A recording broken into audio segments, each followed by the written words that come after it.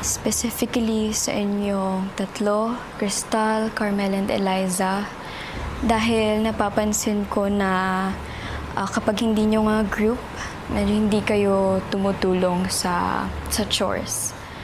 And kahit naman group nyo, hindi pa rin kayo nagkukusang gawin yung chores.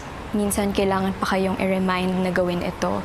May isang time kasi na kayong tatlo na lang yung huling kumain, hindi nyo pa naligpit.